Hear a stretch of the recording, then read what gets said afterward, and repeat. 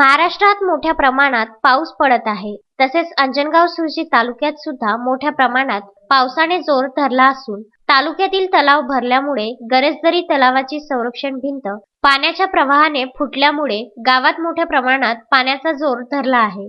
तरी यासाठी तहसीलदार अंजनगाव सुर्जी यांनी मोठ्या प्रमाणात प्रयत्न केले असून लगेच ग्रामपंचायत सरपंच यांनी सूचना देऊन गावातील नाल्या साफ करा व तसेच कुठल्याच प्रकारची जीवितहानी होऊ नये यासाठी प्रयत्न करा अशा सूचना सुद्धा दिल्या.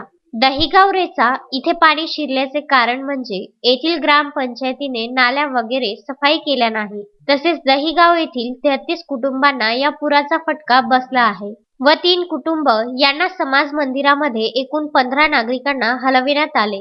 या गावामधून वाहणाऱ्या बोर्डे नाल्याला जी संरक्षक भिंत बांधण्यात आलेली होती तर ती अतिवृष्टीमुळे वरतून पहाडातून आलेल्या पाण्यामुळे ती वाहून गेली. त्यामुळे गावामध्ये पाणी मोठ्या प्रमाणात काही काठावरच्या घरांमध्ये शिरलेलं आहे. तर त्याच्यामध्ये 3 कुटुंबांना आपण समाज मंदिरांमध्ये ठेवलेलं आहे आणि पूर्ण गावाचा सर्वे तातडीनं करण्यासाठी 4 टीम्स आपण त्या ठिकाणी दिलेल्या आहेत. शेतीचं फारसं नुकसान नाही, मात्र जे घराचं नुकसान आहे त्याचे पंचनामे तात्काळ पूर्ण करून